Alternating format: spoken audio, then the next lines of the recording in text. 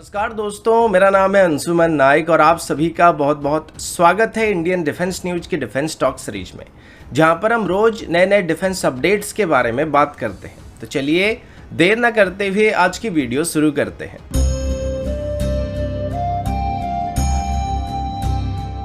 आज की पहली अपडेट उत्तम एसा रडार की तरफ से है। अभी डिफेंस एक्सपो के दौरान उत्तम एसा रडार की एक स्केल्ड अप वेरिएंट को डिस्प्ले किया गया था और इसमें इसकी जो वेरिएंट डिस्प्ले किया गया था उससे उत्तम एसा रडार की मार्क 2 वर्जन कहा गया था, जिसमें करीब करीब 912 टीआर मॉडल होने की बात की गई थी, जिनको ओरिजिनली तेजस MK2 में या फिर MiG-29 की अपग्रेडेशन के दौरान उसको उसमें इस्तेमाल करने के लिए डेवलप किया गया था, या फिर आगे चल के इसी की एक स्केल्ड अप वेरिएंट को हमारी MK में या twin engine deck based fighter में या फिर सुखोई की अपग्रेडेशन के दौरान भी उसमें इस्तेमाल किया जा सकता है। लेकिन अभी बताया जा रहा कि HAL की तरफ से और DRDO की तरफ से शायद अपनी फैसले को बदलने की कोशिश किया जा रहा है और अभी इसी रडार को तेजस MK1A में भी इस्तेमाल करने का फैसला किया जा रहा है। अब पहले बताया गया था कि तेजस MK1A की जो इनिशियल बैच होगा उसमें एल्टा की 2052 रडार का इस्तेमाल किया जाएगा, जिनको लोकली HAL की तरफ से यहीं पे मैन्युफैक्चर किया जाएगा। लेकिन इसके बाद तेजस MK1A की 21st यूनिट से हम लोग वहां पे उत्तम एसा रडार का इस्तेमाल करने वाले थे, जो कि उत्तम एसा रडार की मार्क 1 वर्जन होने वाला था,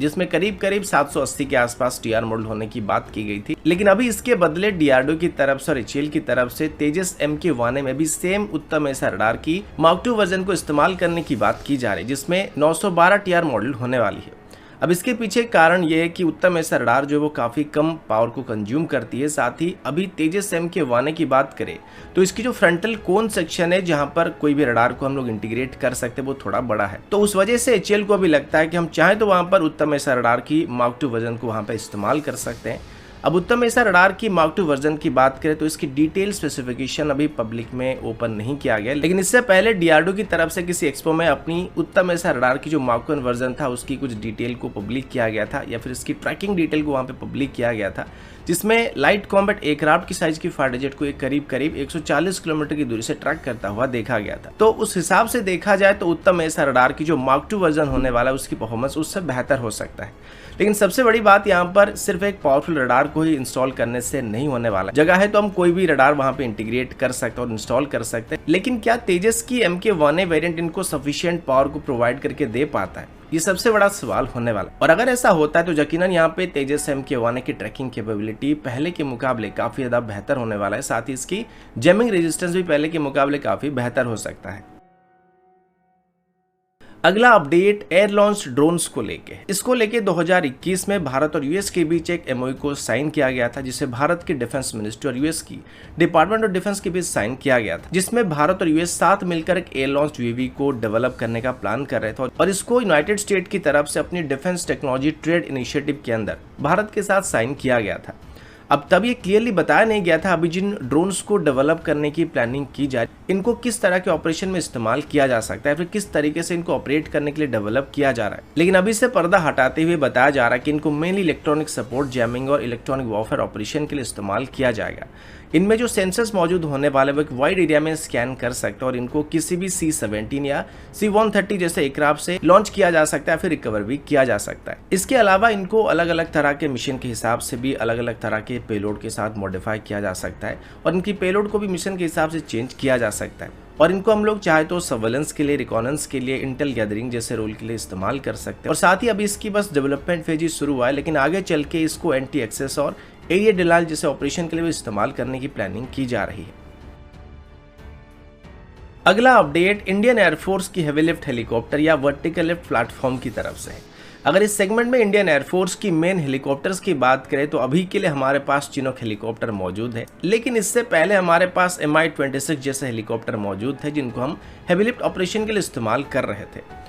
और इनकी लिफ्टिंग कैपेबिलिटी की बात करें तो चिनूक हेलीकॉप्टर के मुकाबले भी लगभग 2 से 3 गुना ज्यादा लोड को कैरी कर सकते थे। लेकिन प्रॉब्लम ये कि इनकी सर्विस अवेलेबिलिटी इतना अच्छा नहीं था और इसको लेके हमको काफी सारे परेशानी का सामना करना पड़ा था। और अभी पिछले 2-3 साल में हमारी पूरी Mi-26 हेलीकॉप्टर की फ्लीट ग्राउंडेड कंडीशन में पड़ा हुआ है। इसके बाद इनको ओवरऑल करने की कोशिश भी किया गया था, लेकिन इसके लिए इसको रशिया भेजना पड़ेगा और इस दौरान इनकी ऑपरेटिंग कॉस्ट को लेकर अभी तक इनको पूरी तरीके से ओवरऑल करने की जो प्रोजेक्ट था वो आगे नहीं बढ़ पाया है। इसी बीच भारत की तरफ जब यूनाइटेड स्टेट्स से चिनूक हेलीकॉप्टर्स को खरीदने का प्लान किया गया था तो Mi-26 की एब्सेंस में हमारी हेवी लिफ्ट प्लेटफॉर्म की मेन हेलीकॉप्टर का रोल अभी निभा रहा है। अब इनिशियली भारत की तरफ से बोइंग के साथ बस 15 चिनूक हेलीकॉप्टर को खरीदने के लिए एक डील को साइन किया गया था, लेकिन अभी जब Mi-26 हेलीकॉप्टर जो है ऑपरेशन नहीं हो पा रहे हैं तो हमें अभी एडिशनल हेवी लिफ्ट हेलीकॉप्टर की जरूरत पड़ रही है। इस वजह से अभी भारत की तरफ से एडिशनल चिनूक हेलीकॉप्टर को भी खरीदने का प्लान किया जा रहा है। इससे पहले ही बोइंग की तरफ से भारत को एडिशनल चिनूक हेलीकॉप्टर को खरीदने का ऑप्शन दिया जा चुका था और अभी भारत की तरफ से भी एडिशनल 11 हेलीकॉप्टर्स को खरीदने का प्लान किया जा रहा है। और अगर इनको आगे चल के भारत खरीदता है तो हम यूनाइटेड स्टेट और यूके के बाद चिनूक हेलीकॉप्टर का तीसरा सबसे बड़ा ऑपरेटर बन सकते हैं।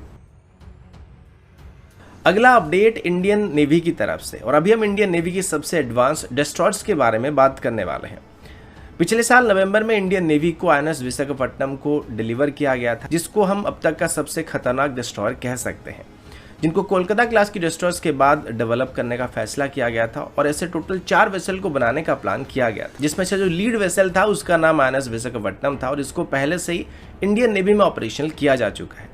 और अभी इसी क्लास की दूसरी वेसल INS मुर्मुगांव को भी इंडियन नेवी को डिलीवर करने की बात सामने आई है। इसे आज मझगांव डॉक लिमिटेड की तरफ से इंडियन नेवी को हैंडओवर किया गया और इस वॉरशिप्स को हमारी नेवल डिजाइन ब्यूरो की तरफ से डेवलप और डिजाइन किया गया था और इनको अभी मझगांव डॉक लिमिटेड की तरफ से मैन्युफैक्चर किया जा रहा है। इन सभी के नाम को हमारे मेजर सिटीज के नाम पर रखा गया था, जिसमें INS विशाखापट्टनम पहला, INS मुर्मुगांव दूसरा, INS इम्फाल तीसरा, INS सूरत चौथा वेसल होने वाला है। इनमें से अभी जिस वेसल को डिलीवर किया गया था ये उसी सीरीज का सेकंड वेसल है और इसे जून 2015 में बनाना शुरू किया गया था और सितंबर 2016 में इसको लॉन्च कर दिया गया था। ये वेसल करीब 163 मीटर लंबा होने वाला है, साथ ही करीब 17 मीटर के आसपास वाइड होने वाला है और इसकी डिस्प्लेसमेंट की बात करें करीब 7400 टन के आसपास हो सकती है और ये वेसल मैक्सिमम 30 नॉट की रफ्तार को हासिल कर सकते हैं। इसके अलावा इसमें अभी मैक्सिमम इंडियन कंटेंट का इस्तेमाल किया जा रहा है और बताया जा रहा है कि इसमें ओवरऑल 75% तक इंडिजिनस सिस्टम का इस्तेमाल करके इसको मैन्युफैक्चर किया गया है। अगला अपडेट अमरदा एयरस्ट्रिप को लेके, पिछले साल इसको लेके कुछ खबर सामने आए थे, हम भी वहां पर गए हुए थे। ये एयरस्ट्रिप एक वर्ल्ड वॉर 2 के जमाने का एयरस्ट्रिप है जो कि मयूरभंज डिस्ट्रिक्ट की राजगोविंदपुर विलेज के आसपास मौजूद है। इसके बारे में कई कहानियां सुनने को मिलते हैं। इसको उड़ीसा का बम्बुडा ट्रायंगल भी कहा जाता है और कहा जाता है कि वर्ल्ड वॉर 2 के दौरान कई जहाज यहाँ पे गायब हुए थे और बहुत ही रहस्यमय तरीके से गायब हो गए थे, लेकिन पिछले साल से इस एयरस्ट्रिप को वापस दोबारा से रिकंस्ट्रक्ट करने की यानी कि ऑपरेशनल करने की कोशिश किया जा रहा है। और अच्छी बात यह कि फाइनली अभी गवर्नमेंट की तरफ से इसको ऑपरेशनल करने के लिए ग्रीन सिग्नल दिया जा चुका है। अगर आप देखेंगे तो आपको यकीन नहीं होगा, ये एयरस्ट्रिप करीब 160 एकड़ से भी ज्यादा एरिया में फैला हुआ है और इसको लगभग 1937 के आसपास ही बनाया गया था और वर्ल्ड वॉर 2 खत्म होने के बाद इसको ऐसे ही छोड़ दिया गया था। लेकिन आज भी अगर आप जाके इसको देखेंगे, इस एयरस्ट्रिप का जो रनवे है आज भी ऑपरेशनल कंडीशन में है, बस कुछ छोटे मोटे पॉटहोल्स वहां पे बन चुके हैं जिनको आसानी से ठीक किया जा सकता है। अगर आपको डिटेल में एयरस्ट्रिप का टूर करना है तो मैं उस वीडियो का लिंक आपको इस वीडियो के अंत में प्रोवाइड कर सकता हूं, साथ ही आप चाहे तो